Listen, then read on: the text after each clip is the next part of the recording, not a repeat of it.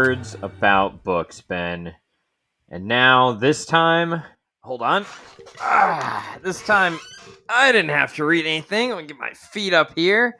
Like how you put your feet up like you have to do anything at any other point anyway. Yeah. Like you podcast with your hands. I'm relaxing extra hard though, you know? Yeah. I guess it's my turn to present something to you, huh? We had another plan, but it fell through, so, now it's your turn. Yeah, we actually had an interview scheduled, and the person we had the interview scheduled with is 100% listening to this. And so this is his fault. If this episode doesn't go well, if this is the end of the podcast, it's all because you got sick. We're gonna pin the view on him as well. The viewer count. This doesn't do at least 1 million. All on you. It's all on you. No, I've been. We're gonna do a comic book today. We're gonna do a manga. Okay. I mean, I guess that's a book. I mean, technically. We've counted it before. It's a graphic novel. I'll mark it as such, so that the more literary types who listen to this take a moment and laugh, can know to ignore this episode. But I've seen Unsighted doing Scott Pilgrim lately. And, what? Yeah, and if English lit majors, but they're girls. What? Oh. That's it. That's not where I thought you were going with that.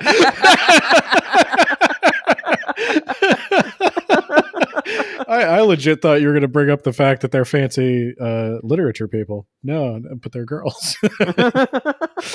Caught me off guard. Okay, that's just some good old-fashioned misogyny. Yeah.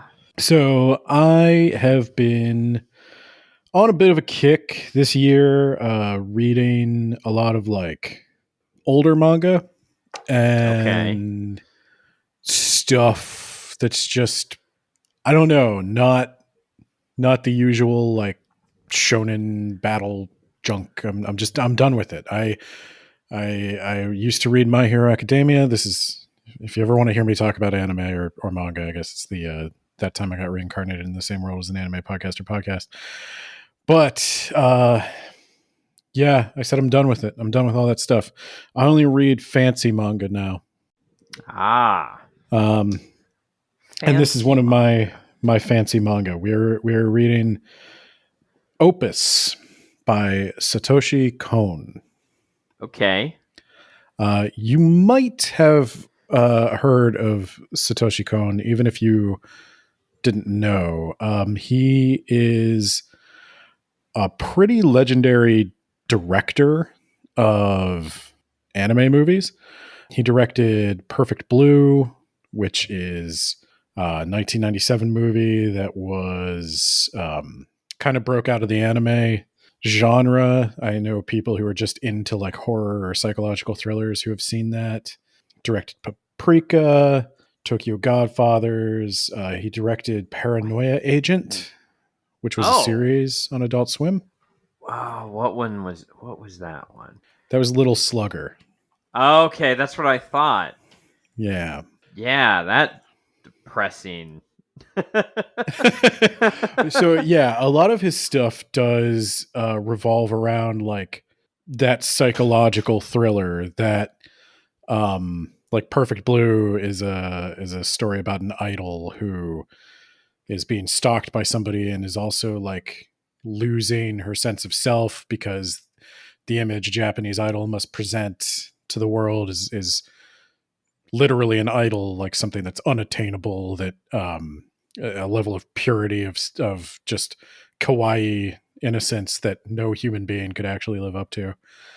And yeah, so his stuff's all like, I wouldn't say depressing, but it can be a little dark.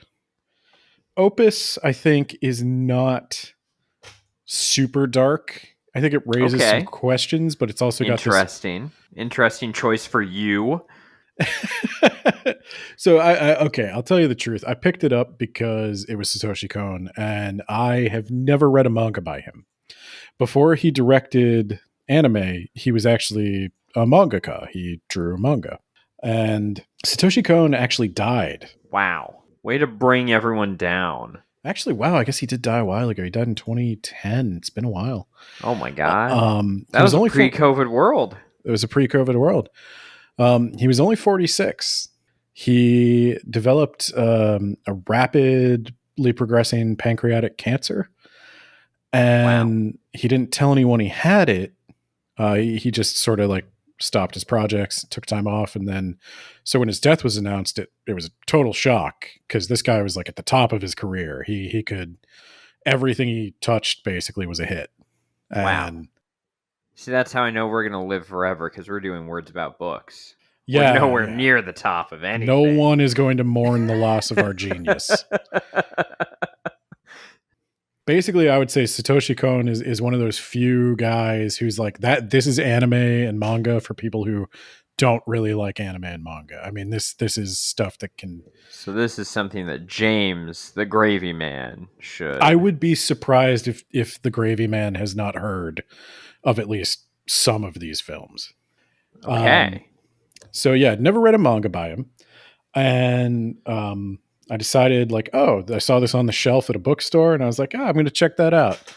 The interesting thing is, Opus is unfinished. Wow. I'll talk about this as we get through the summary, but like, well, call Brian Herbert and Kevin J. Anderson, and no, God, thing... no, no one touch this, because the way it ends, and with the circumstances of his death, it is a machine god is going to come back. Okay, unlike Dune, where this ends. And the circumstances in which it ended is just it's kind of genius to me. It's one of those weird moments of serendipity where like I don't actually think he could have created a better ending than the ending we get. Okay.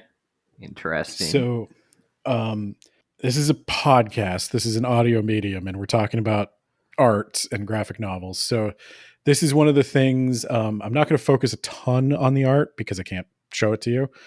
But yeah, we already tried that once, and it didn't go over too well, and we ended up never releasing that episode.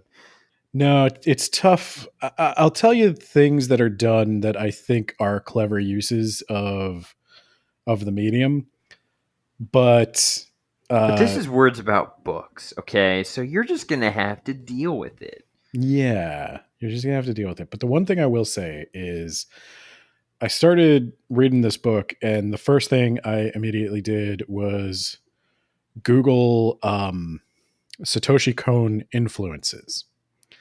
And I was not even remotely surprised to find out that he was an assistant to Katsuhiro Otomo, who did Akira.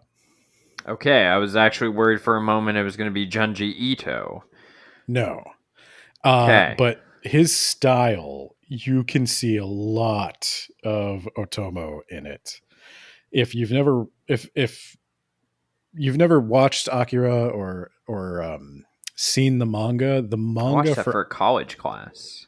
Yeah, I was gonna say Akira's pretty mainstream. I think that's a pretty safe one for this audience.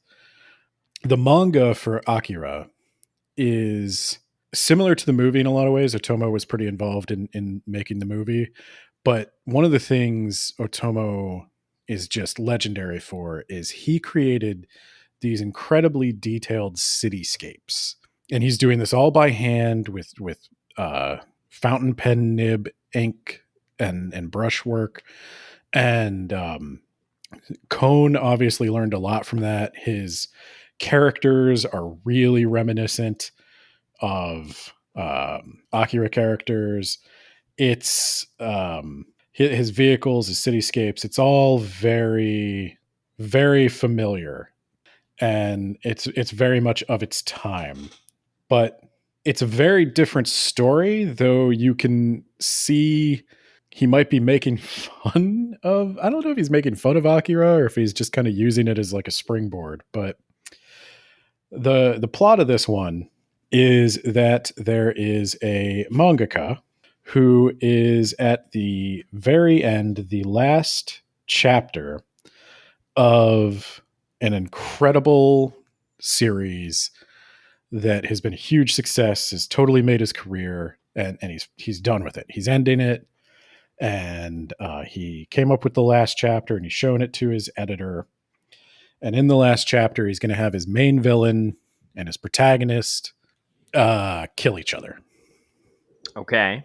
And of course, this is a manga about psychics fighting to the death with their psychic powers, which is where I think the Akira influence. Yeah, I was about to say that sounds very Akira. Yeah.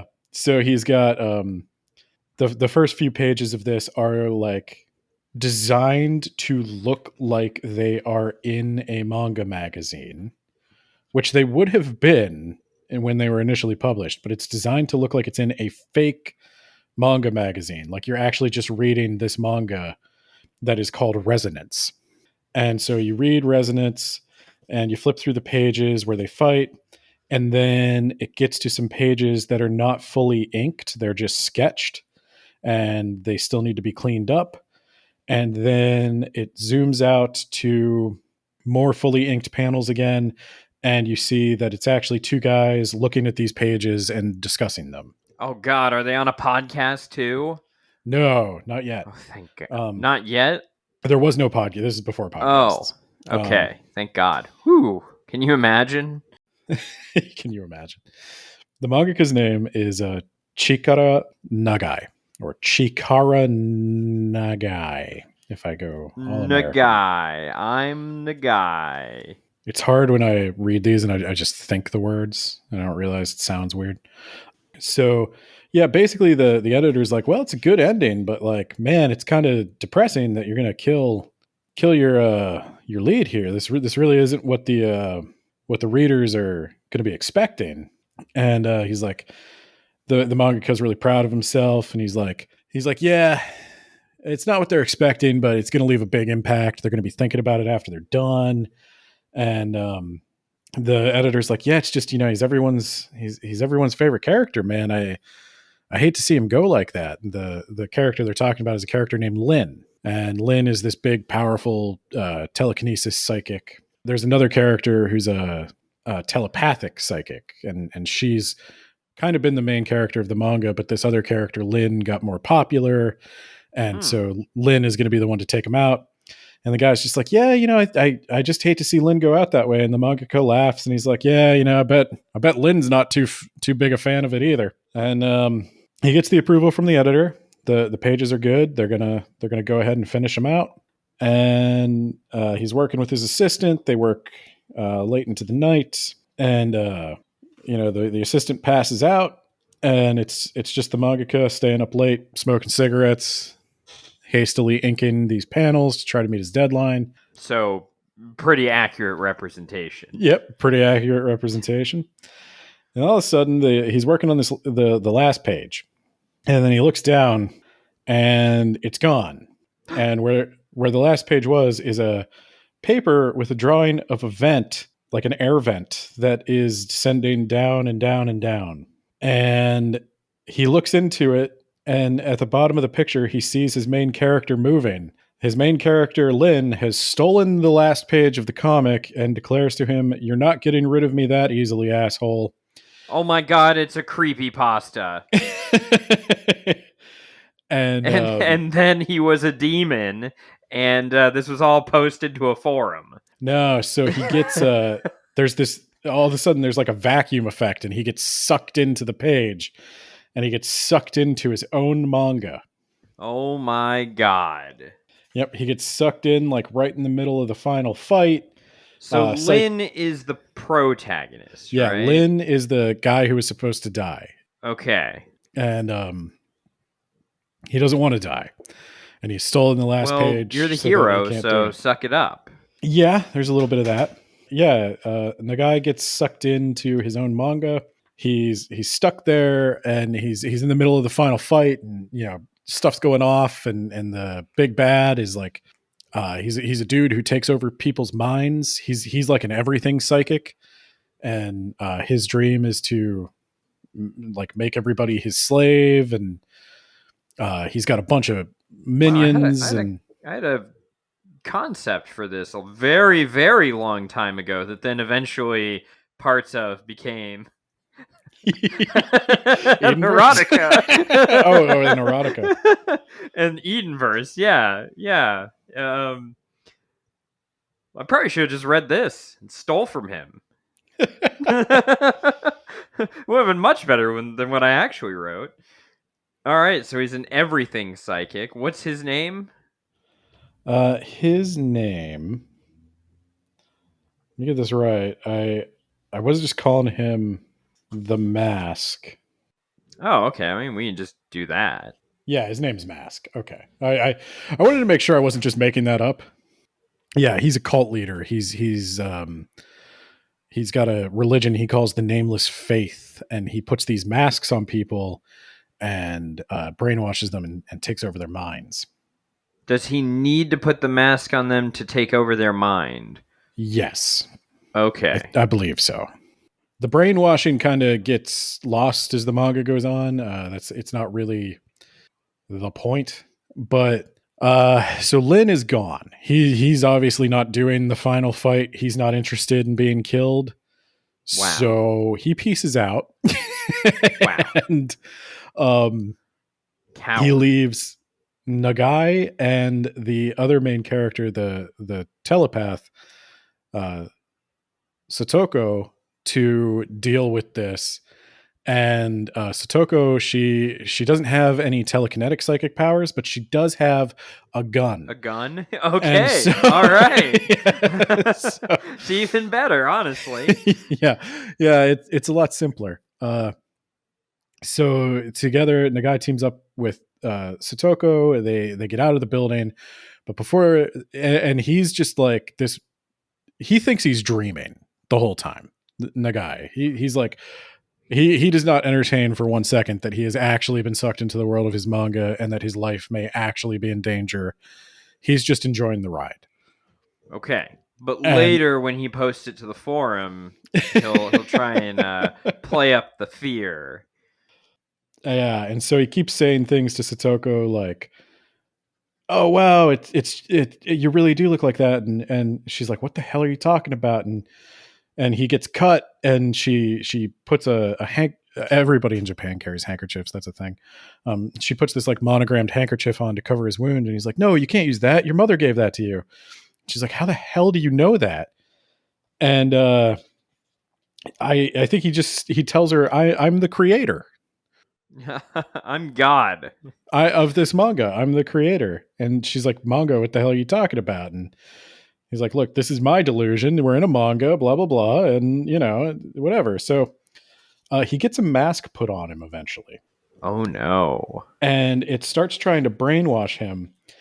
And he resists. And in the process of resisting, he does manage to get the mask off. But all of these pages start shooting out of his head. And you get... Satoko picks them up and sees that they're her life. It's like every moment of her life.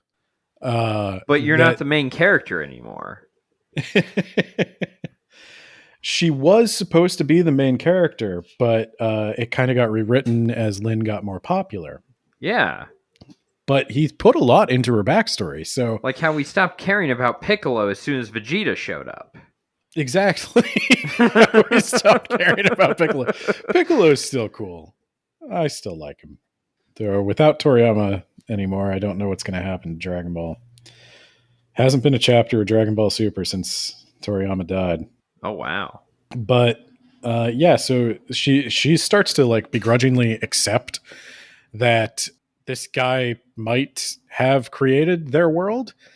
And there are other less subtle signs that she can't deny. Like he's trying to describe where Lin lives so that they could go look for him. And he takes his pencil out of his pocket or his pen or whatever, and he draws on the side of the wall what Lin's building looks like. And that then causes Lin's building to appear right there where he drew it. And a giant skyscraper springs out of nowhere, and people are getting blown away and everything. And so, you mixed in a little bit of Chalk Zone, right? Yeah. So you wouldn't even remember Chalk Zone. I know exactly what you're talking about. Rudy's got the chalk.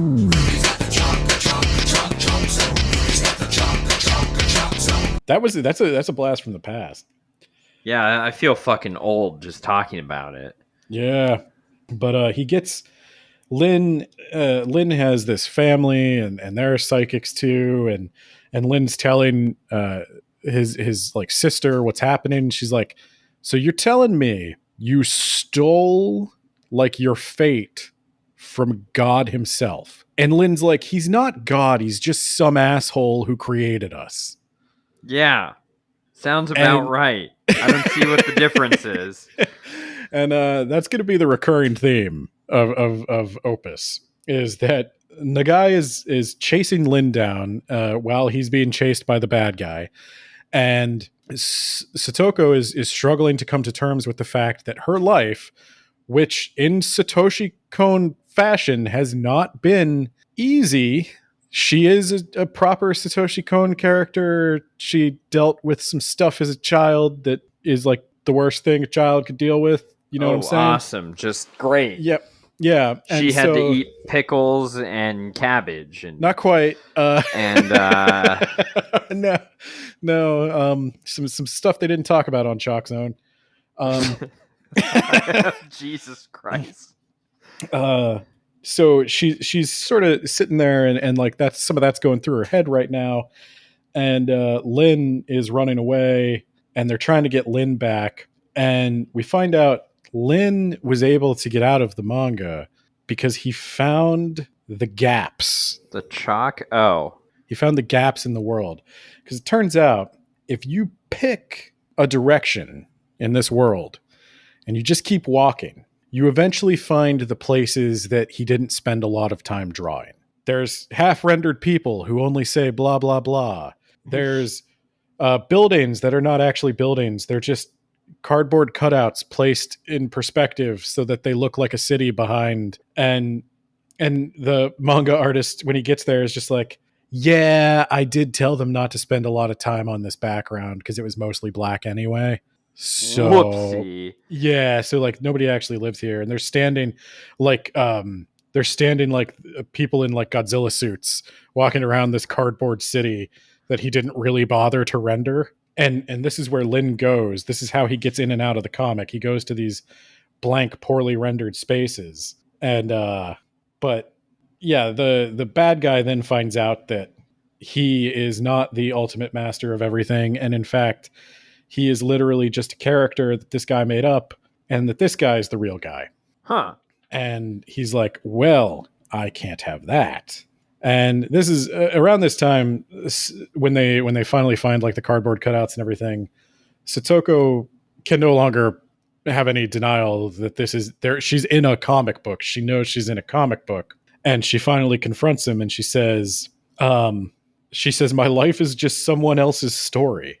And he turns to her and tries to comfort her, but he's just some asshole, and he says, "But you're the main character."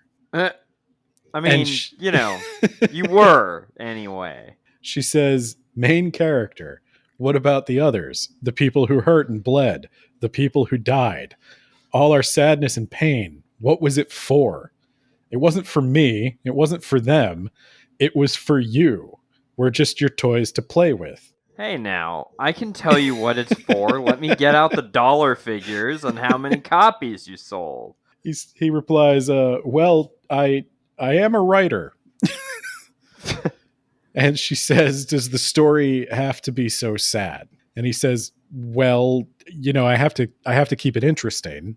And she goes, "Is that why we die? It would be boring if we were all just happy, and so you torture us."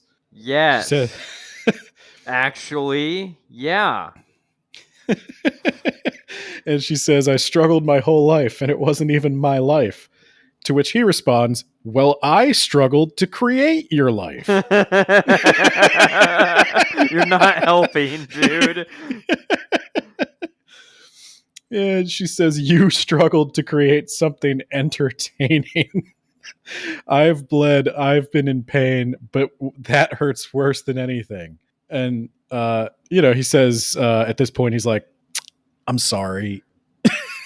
And sorry. sorry. My bad. hey, if it helps, when I get back, I'm gonna draw like an extra special episode where you forget all of this ever happened.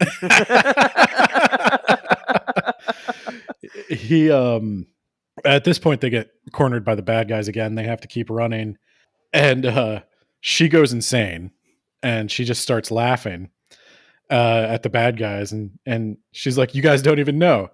You're just at the you're in." They're like, "Where the hell are we?" Like the bad guys are like, "What is this cardboard cutout place?" And she's like, "You idiots! You're just at the edge of some lazy bastard's comic book." Hey now, I'm She not a says, bastard. I have a father.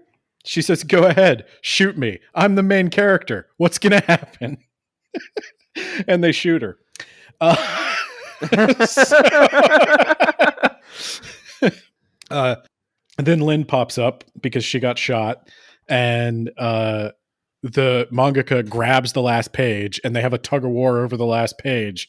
And in the process, they fly through the gap in the comic, and he flies back out of the comic into the real world. He lands on the floor. His bookshelf lands on top of him.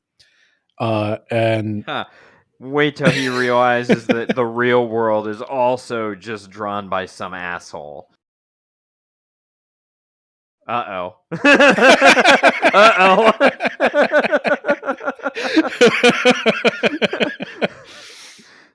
So, yeah, you might have been able to guess where this is going. Yeah, so he wakes up. He's convinced that he dreamed the whole thing. It was just some deadline delusion. But he's lost the last page. His editor comes to pick it up, and he's like, I don't have it. I lost it. And the editor's like, you lost it. You lost the last page of the last chapter of your amazing best-selling comic. He's like, yes. And the editor's like, you want to draw me another one? And he's like, yes, I will do that. And then Yeah, chop. he sits down, but he can't draw Lynn. It's like Lynn has left his head. And every time look at pictures from the other panels. He tries everything he can think, but he can't draw Lynn. He can't make it work, and so he asks for more time. He gets an extension, and he's like, okay, I guess I'll just I'll rework the ending. And as he starts trying to draw a new ending, he's thinking like, okay, maybe Satoko dies. And she gets shot, and then something happens, and then he slams his fist on the page, and it breaks, and he can see into the world again. He sees Satoko walking around, and she's about to get shot because that's what he was drawing, and he pulls her out into the real world and to save her. And he's like, "You were gonna get shot in there," and she does not remember who he is because he went back and changed stuff. There like you go. Said. Yeah, like I said. And then as she comes back into the real world, like he starts talking to her, and she does start to remember. She's like, oh, that's right. I'm just a figment of your imagination. The editor pops in at this point in time to be like, hey, so you got those pages for me? And he's like, no, I do not. Meanwhile, she's sitting like right behind him. He's standing in his doorway, not letting the editor come in because he's got the literal female lead of his manga sitting behind him. And I don't know, he doesn't want them to see that for some reason. I assume they just think she was a cosplayer or something, but yeah. So he manages to like tell the editor, he's like, let's go talk somewhere else. Let's go get drinks or something. And the editor's like, I will give you 2 issues. He's like, I will give you 2 issues of the magazine. And if you take longer than that, I'll murder you.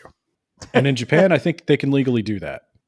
Deadline is not just that sounds about right. Name. Yeah. If you miss a deadline in Japan, they just literally kill you.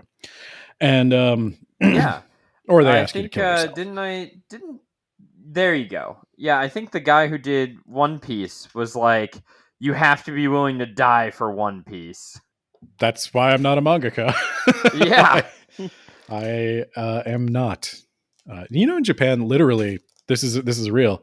When you quit a job, you have to apologize. Fuck you. I'm not making that up. Even if it's like that one used car lot that You don't. Okay, defrauded a major insurance. legally, I don't think you have to apologize, but you are expected to. Like in the States, we expect a letter of resignation or some sort of like "I quit" signed Ben at the bare minimum.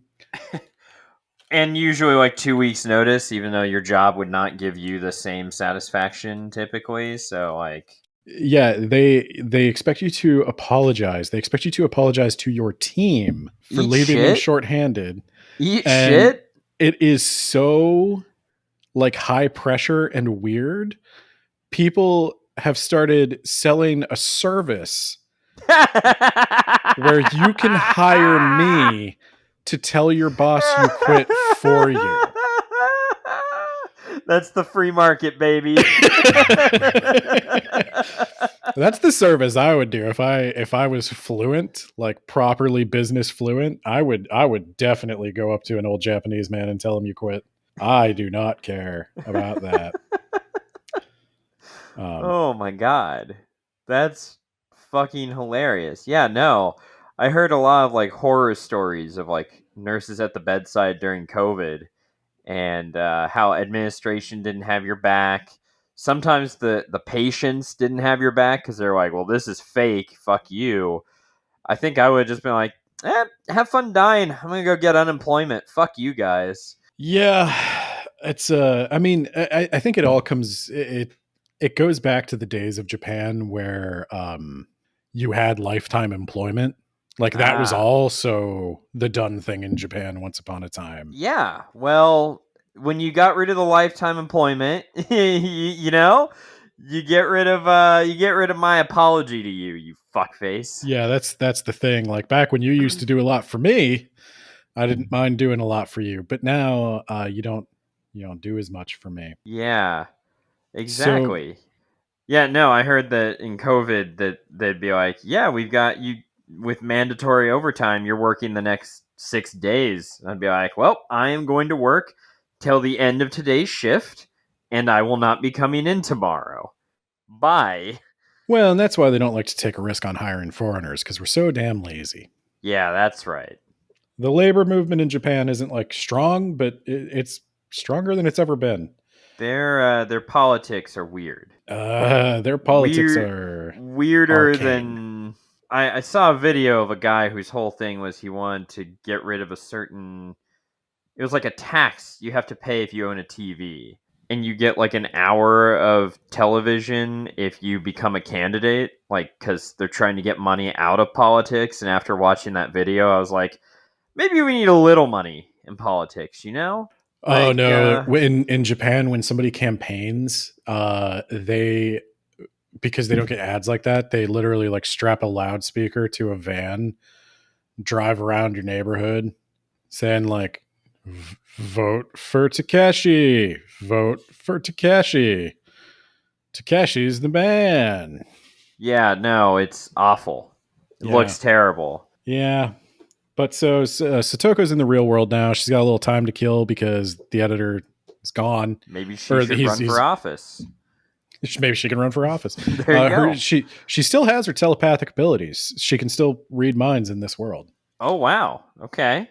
So she goes to a manga store Uh-oh. It's a and bad idea. she sees the manga and she flips through the first volume and she sees Lin there. Lin's not supposed to be there.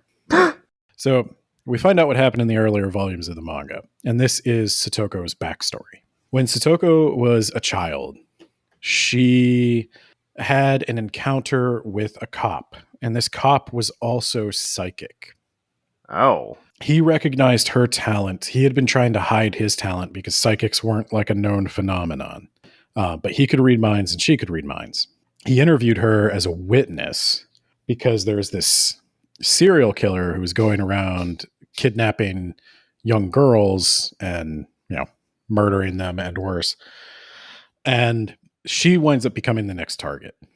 And this cop will ultimately wind up sacrificing his life to save her from the serial killer, but she still goes through quite a bit of trauma before he can save her. And that cop then who died gets reincarnated, as you do in manga, and Okay. that is Lin.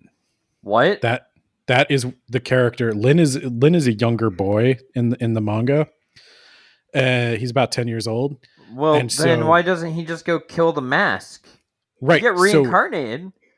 You'll become a Lin Noldor or whatever. You get to go west. Lin has escaped the manga, or he escaped the final volume. He has gone back to the first volume, God, you and can't. he is planning to kill the serial killer. The serial killer becomes the mask. Oh. That's how this is all connected. Well, So why Lin kill is, him? Just like tie him up and leave him somewhere because if he forever. kills him now, he can't become the mask Why? because he doesn't have his full powers yet. This is where he's the weakest. This is their chance to get him. Okay. All Lin can right. 100% kill this guy right now without getting himself killed in the process. This sounds. But wait, won't the killer then just become the mask later anyway?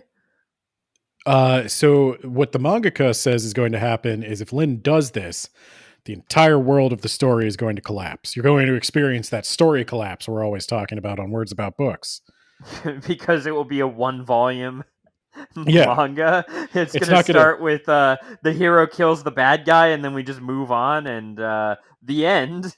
Yeah, and so he does stuff, and every time they do something that breaks the story or that somebody ruins causality, like that they communicate with somebody in the past and fuck up the flow of events, the manga starts undoing itself. It starts dissolving, and so they're bouncing back So into the world is of. that significantly better than being killed in a final battle? So Lin takes some convincing that this is what's going to happen. So the mangaka is like, look, don't ruin the story.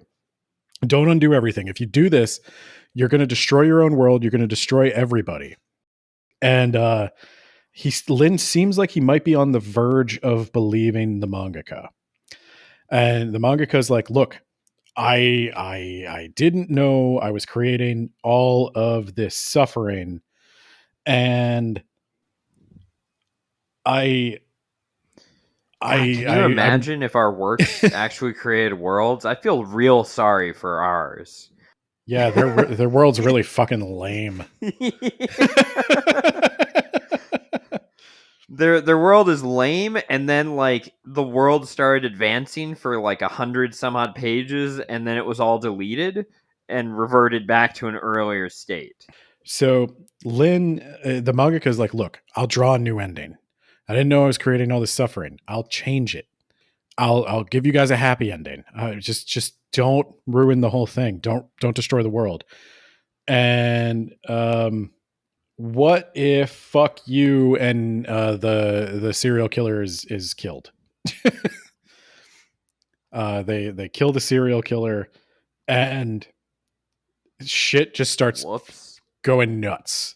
The mask, the spirit of the mask pops out of the serial killer's body. Apparently, he managed to sneak back in from the last book too, and we everything just we goes really to need to get shit. rid of these cardboard neighborhoods. All Yeah, right. no, the whole world falls apart, and all of the characters fall into a white void. Well, we fucked up. And then as they're falling, they're like, God, they start calling him God. They're like, God, you got to do something. And he's like, I got nothing. I think this is the end, guys. And they fall into a black hole. God helps those who help themselves. Sorry, guys. Now, in real life, in our world, the world of words about books, Okay. this manga, Opus, was canceled. What? The magazine at this point goes bankrupt. The whole magazine folds. Was that planned? Like what? No. No, this is why I say the whole thing is this is so much better than any planned ending. Like what the story that fate has created is so incredible. So I'm trying to Okay, remember. so this just proves the existence of a manga writer for our world, and So now Nate, you're not going to believe this. I'm having a hard time believing it already. So yeah, you're right. I probably won't. The magazine was called Comic Guys. Okay, The magazine lasted, I think, exactly 1 year. pretty shoddy magazine. Anthology magazines come and go. We know about the big ones like Shonen Jump and like Shonen Weekly, Shonen Sunday, and stuff like that. But there's a lot more of them that just pop up and go away, and plenty more online publications that do the same. So after Satoshi Kon dies, they're going through his papers, and they find one more chapter of Opus. Okay. It is not finished. And the manga now at this point switches to that unfinished chapter, which is just sketched. It's mostly pencils, hardly any ink.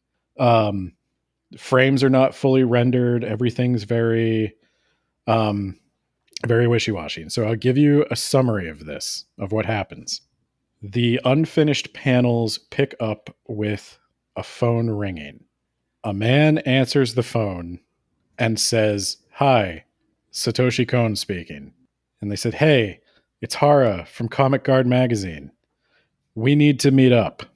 And he's like, "Look, it's early in the morning. I didn't sleep well. Just tell me what the bad news is." They're like, "We're canceling the magazine.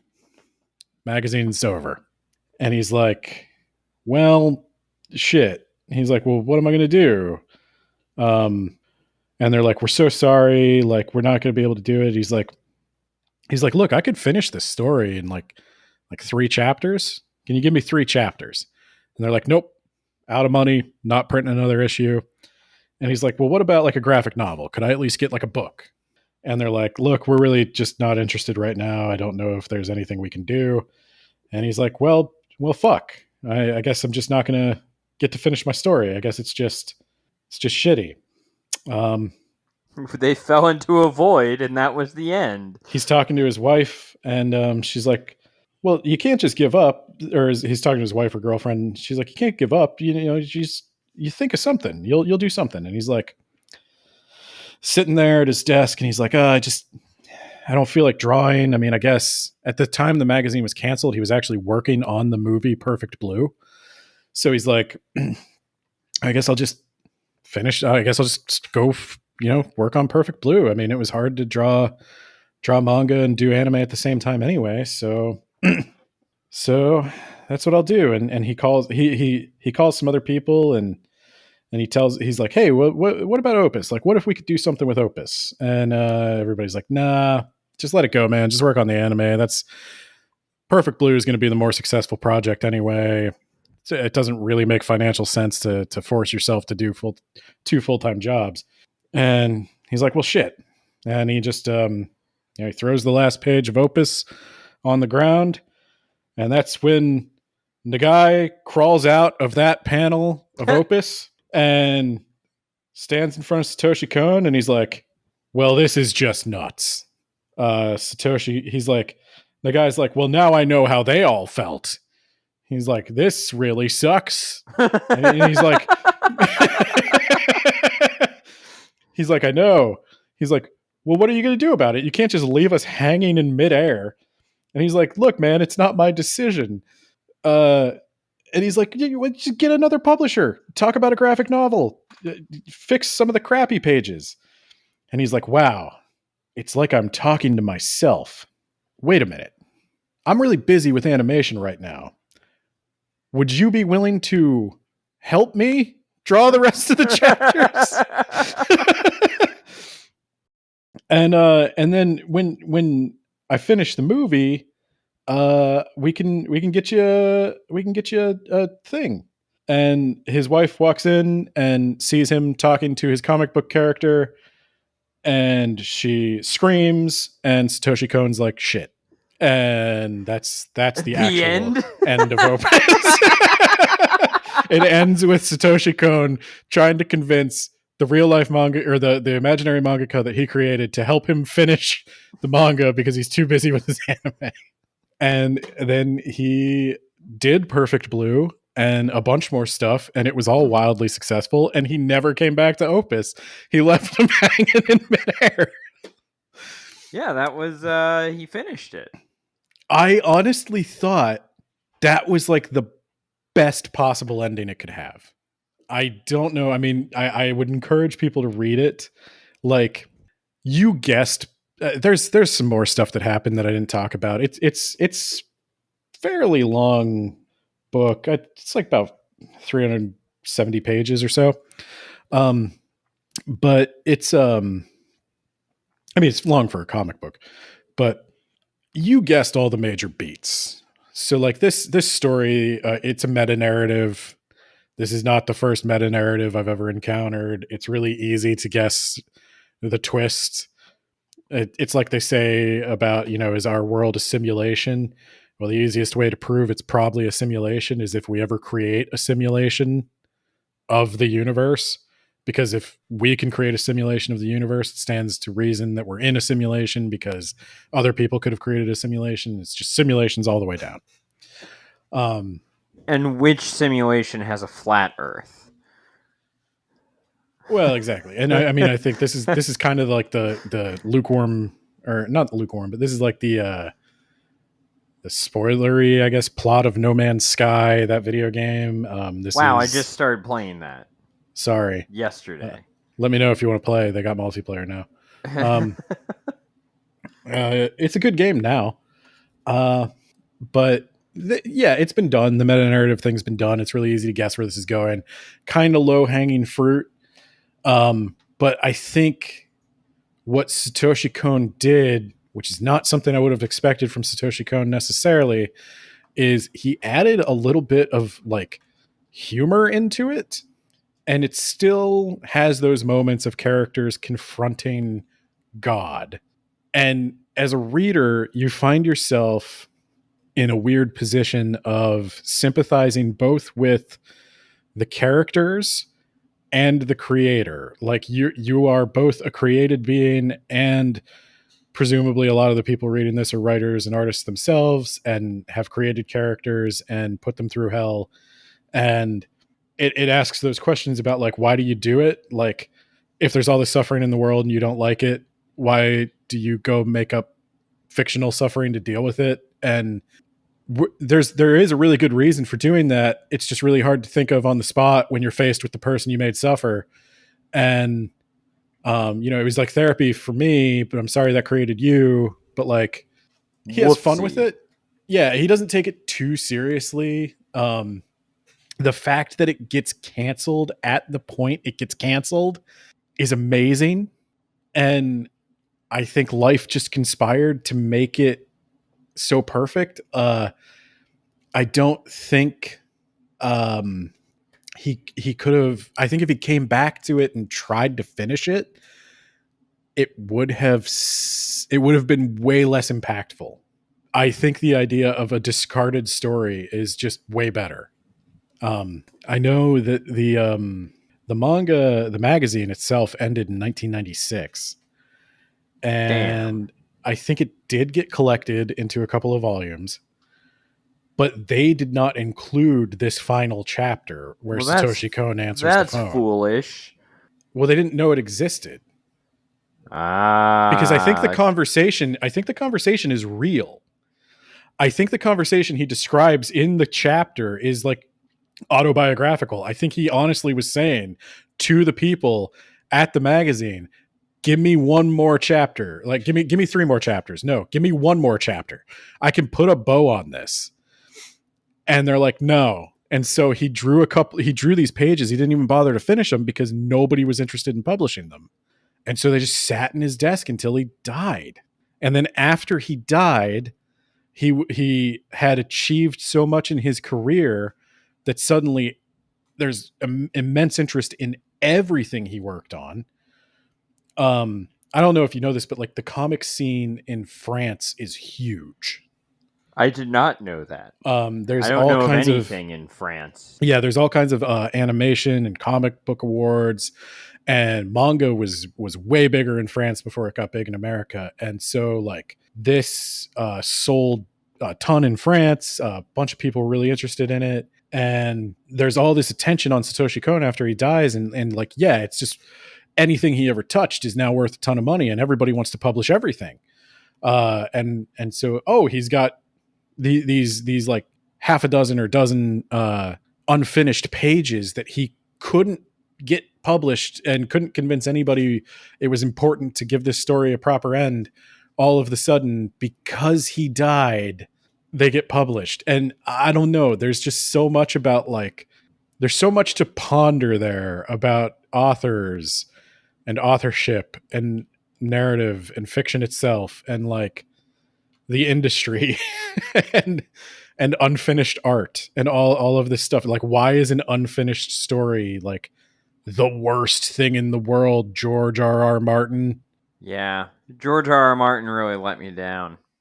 But no, I thought I it's told not. him It's not. that if he could get the Winds of Winter in our hands, then I would donate $100 every single month from now until the election to Joe Biden, because that was who he really wanted to go for, I guess. He still hasn't gotten the Winds of Winter into my hands, so no money for Joe. Oh, poor Joe. Yeah. He could really use that money now.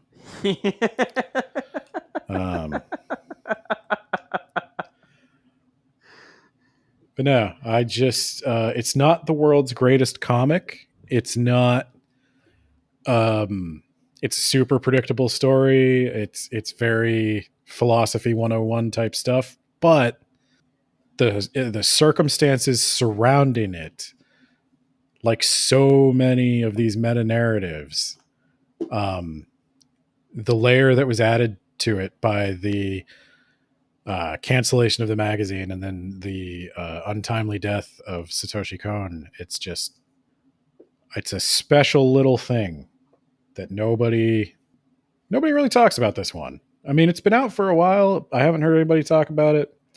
Published by Dark Horse, if you're looking for it. I saw it at Barnes and Noble a couple of times, but I've only seen it there a couple of times, and